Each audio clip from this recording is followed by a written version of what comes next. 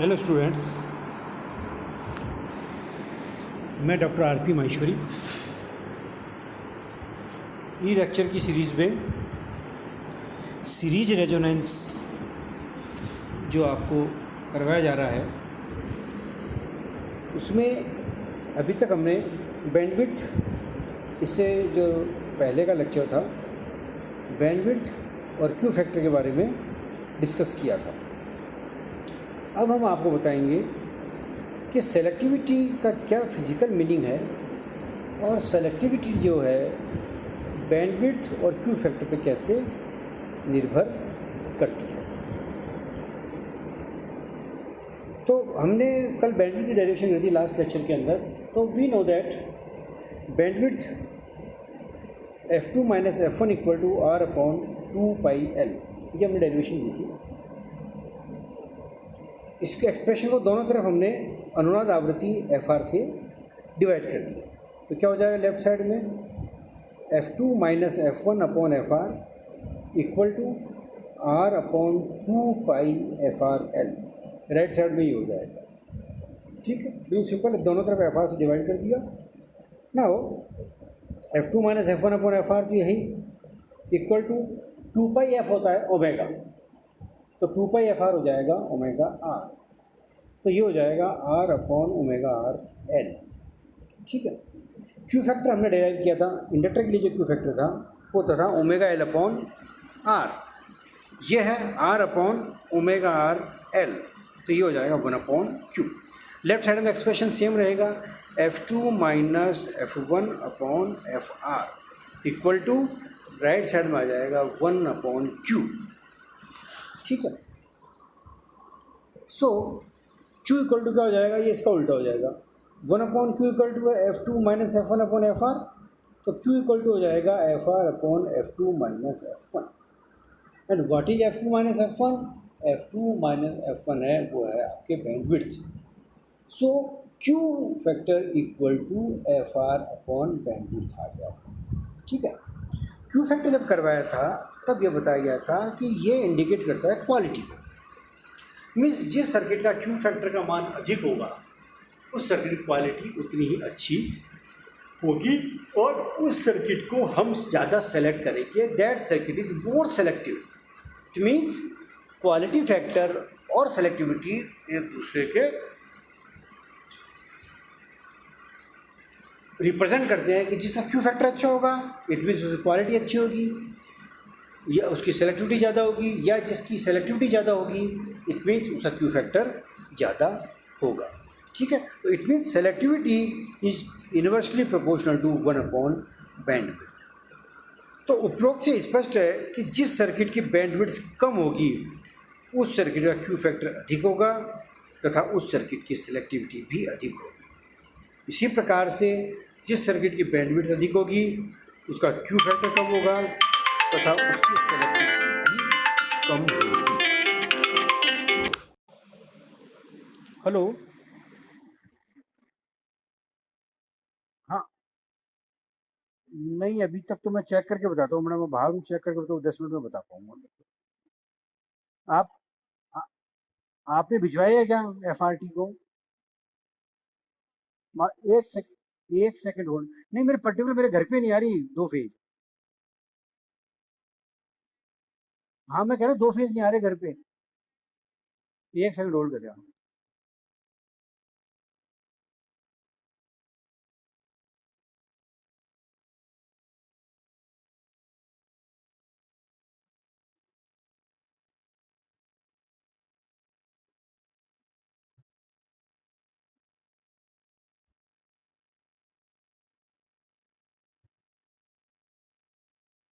Light आ गई क्या आशी?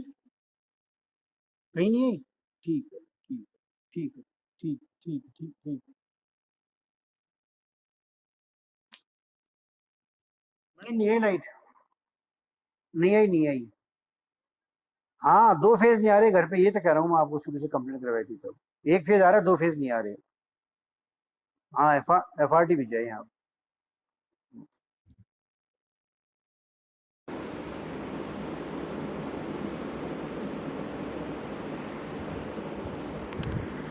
इट मीन्स जिस सर्किट की बैंडविड्थ अधिक होगी उसका क्यू फैक्टर तथा सेलेक्टिविटी कम होगी, इसलिए सेलेक्टिविटी क्यू फैक्टर तथा बैंडविड्थ पर निर्भर करती है। ये छोटा सा डेरिवेशन है सेलेक्टिविटी, यदि आपको क्वेश्चन आता है तो।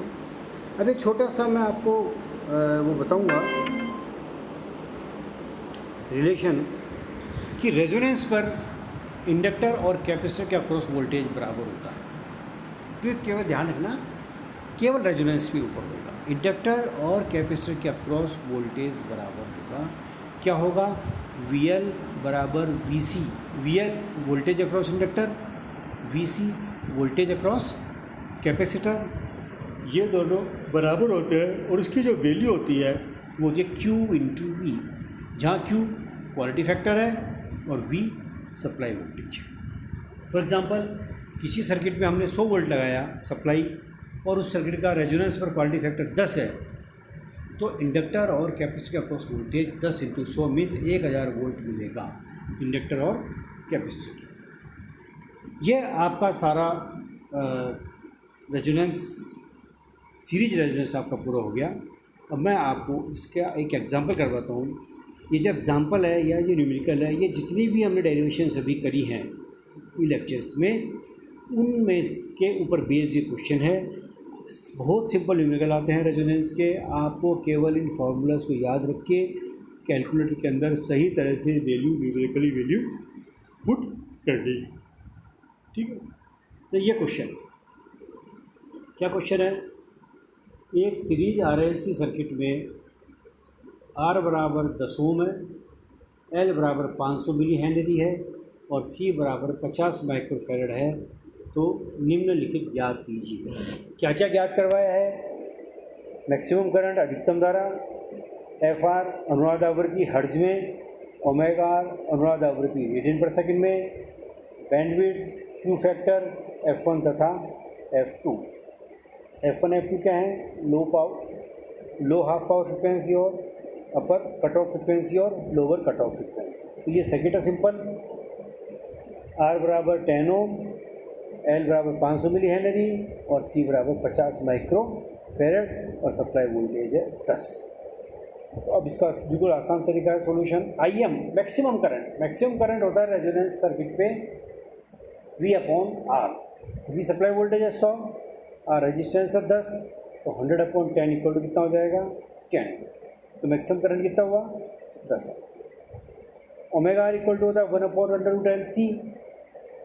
L 500 मिली हेनरी है, तो इसको हेनरी में कन्वर्ट कर दिया तो 1 अपॉन अंडर रूट पूरा साइन है।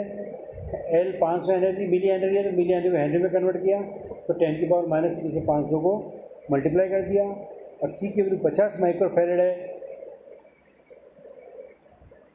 तो 50 इंटू 10 की पावर -6 कर दिया, तो ये आ गया 200 रेडियन पर सेकेंड। ठीक है, सोल्व कर लीजिए इसको कैलकुलेटर में सही तरह से न्यूमेरिकल वैल्यूज डाल के सोल्व कर लीजिए, 200 रेडियन पर सेकेंड आ जाएगा। FR बराबर होता है 1 upon 2 pi under root LC। 1 upon under root LC हमने 200 निकाल लिया है, तो वो डिवाइड होगा 2 और पाई से, तो 2 पाई नीचे आ जाएगा। फाइनली इसकी वैल्यू जाएगी 31.83 हर्ट्ज।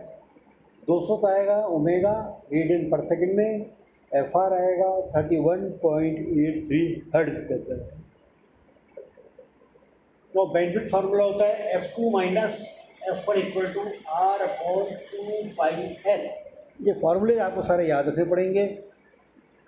तो R upon 2 pi L, R equal to 10 upon 2 into pi into L 500 into 10 की पावर -3, क्योंकि वो मिली हेनरी था। सोल्व कर लीजिए, ये आ जाएगा 3.18 हर्ट्ज। बैंडविड्थ की वो यूनिट क्या होगी? हर्ट्ज।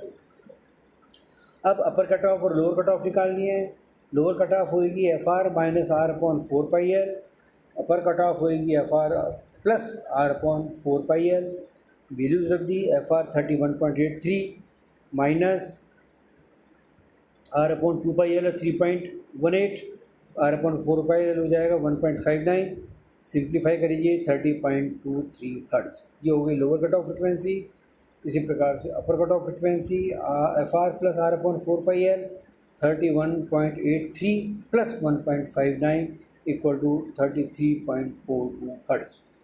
ये हो गई अपर कट ऑफ फ्रिक्वेंसी। ठीक है। इसका क्यू फैक्टर आ जाएगा omega R L upon R. Omega R 200 था तो 200 इंटू एल है 500 इंटू 10⁻³ और आर 10 है, तो इस सर्किट का क्यू फैक्टर आ जाएगा 10। और अगर इंडक्टर और कैपेसिटर का क्रॉस वोल्टेज पूछा गया है तो जैसा भी आप इस लेक्चर में आपको स्टार्टिंग में बताया था, न्यूमेरिकल से पहले रेजोनेंस के समय इंडक्टर और कैपेसिटर का क्रॉस वोल्टेज बराबर होता है। फार्मूला होता है VL = VC = Q into V. Q हमारे 10 आए हैं, V सप्लाई वोल्टेज 100 दे रखी है, तो VL = VC = 10 इंटू 100 = 1000 वोल्ट, ये आ जाएगा। तो इस न्यूमेरिकल के अंदर आपको मैक्सिमम चीज़ें कवर कर दी रेजोनेंस की, जो लेक्चर सीरीज के अंदर आपको करवाया था। ठीक है, एग्जामिनेशन के अंदर इतनी सारी चीज़ें नहीं पूछा जाएगा, 2-2 मार्क्स के 3 आइटम पूछेगा, लेकिन आपको ये सारी चीज़ें पता होनी चाहिए। तो होपफुली ये सारा आपके लेक्चर समझ में आ गया होगा। यू प्रिपेयर योर नोट्स, ठीक है। उसके बाद कोई दिक्कत हो तो आप मेरे से फ़ोन पे कॉल कर लीजिए। Okay, thank you.